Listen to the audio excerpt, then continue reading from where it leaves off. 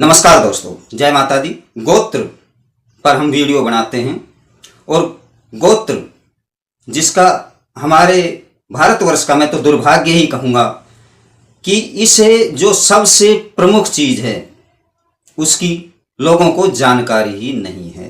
केवल कि जी हमारा ये गोत्र है और वो गोत्र ही नहीं होता है। जहाँ गोत्र को सबसे प्रमुख धर्म कार्य में कहा गया है और लोगों को धर्म का ही नहीं मालूम है कि धर्म क्या होता है। आप जिसे धर्म कह रहे हो वो तो आपका कर्म निकल करके आ जाता है।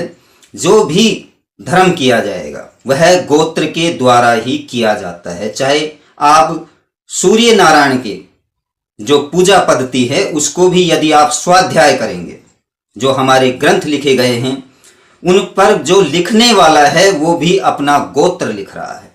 आप कोई भी चाहे श्रुति ग्रंथ हो, स्मृति ग्रंथ हो या हमारे पौराणिक ग्रंथ हो, उनके अंदर जो लेखक है उसने अपना गोत्र पीछे लगाया हुआ है। जो कह देते हैं कि जो पुराण लिखे हुए हैं वो व्यास जी ने लिखे हैं। व्यास जी तो एक उनका गोत्र है। वेदों का प्रसार प्रचार, उसकी व्याख्या, उसका खंडन विखंडन करने वाले को व्यास कहा गया है और व्यास पीठ होती है जो कि 4 है। गोत्र किसी भी धर्म कार्य में प्रमुख स्थान रखता है। यदि कर्म भी माने हम तो कर्म में भी गोत्र ही प्रमुख है।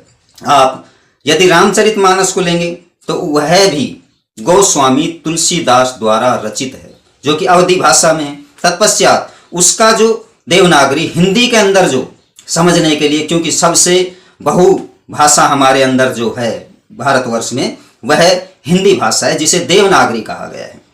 रामचरितमानस अवधी भाषा में लिखा हुआ है और अवधी एक संयुक्त प्रदेश उत्तर प्रदेश की अवध की भाषा है जिसे वहाँ के बहुत ही कम व्यक्ति समझते हैं। और जो देवनागरी हिंदी भाषा है वह संपूर्ण भारत में समझी और बोली जाती है। कोई अगर यदि उसे बोल नहीं पाता है तो समझता जरूर है।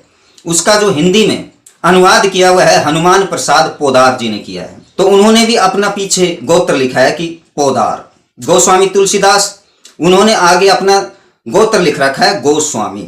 यदि महाभारत ग्रंथ की वो करेंगे जी व्यास जी ने लिखा है, नहीं जी, उनके लेखक कृष्णदेव पायन व्यास हैं। व्यास उनका टाइटल है, गोत्र है। रामायण के रचयिता देख लो आप, उन्होंने भी अपना पीछे गोत्र ही लगाया है।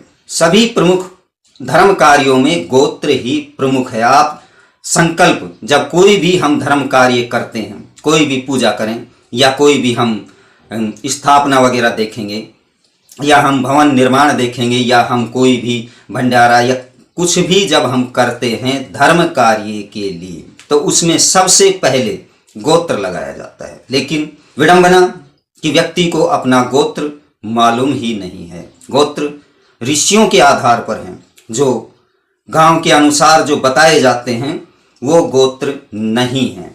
गोत्र तो केवल ऋषियों के माध्यम से ही हैं। यदि गांव के नाम से भी बताया जाता है तो वो निकाला जाता है, क्योंकि जो अकाउंट जो हमारे गोत्रों का लेखन है, हमारे धर्म का जो लेखन किया जाता है वह गोत्र अनुसार किया जाता है और उनकी जो जमा पूंजी की जाती है वह गोत्र के विभागों में की जाती है कि सब कुछ चला जाएगा लेकिन गोत्र बचना चाहिए, गोत्र जिंदा रहना चाहिए।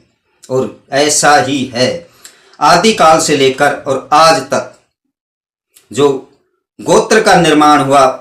हम सब ऋषियों की संतान हैं और उन ऋषियों के ही गुणगान करते हैं। जिस प्रकार हमें अपने गोत्र का नहीं मालूम और हम गलत गोत्र दे देते हैं, तो जो हमारे पहले एक पत्र व्यवहार होता था उसमें एक पिन कोड नंबर होता था, उसी प्रकार गोत्र धर्म कार्य में वही पिन कोड नंबर है जो हमारे किए हुए कार्य को उस करने वाले विषय वस्तु के पास में पहुंचाता है। आपको यदि अपना गोत्र नहीं मालूम है तो उसकी जानकारी लीजिए और जुड़िए धर्म कार्य में धर्म के साथ, ताकि उन्नति प्राप्त हो। गोत्र को गलत न बताएं। गोत्र गलत बताने पर आपको पुण्य का प्रभाव नहीं मिलेगा, ऐसा शास्त्रों में लिखा हुआ है। और यदि आप कणव संहिता पढ़ते हैं जो कि केवल गोत्र पर आधारित है, उसमें भी यही लिखा हुआ है और ये चीज़ें स्वाध्याय से मिलेंगी। मैं इसमें फोटो खींच के लगा दूंगा, उससे कुछ वो नहीं है, क्योंकि ब्रह्म केवल वाक्य है। जुड़े रहिए हमारे साथ इसी प्रकार गोत्र की जानकारियों के साथ में। यदि आपने अभी तक हमारे चैनल को सब्सक्राइब नहीं किया है तो सब्सक्राइब करें, लाइक करें, कमेंट करें। नमस्कार दोस्तों।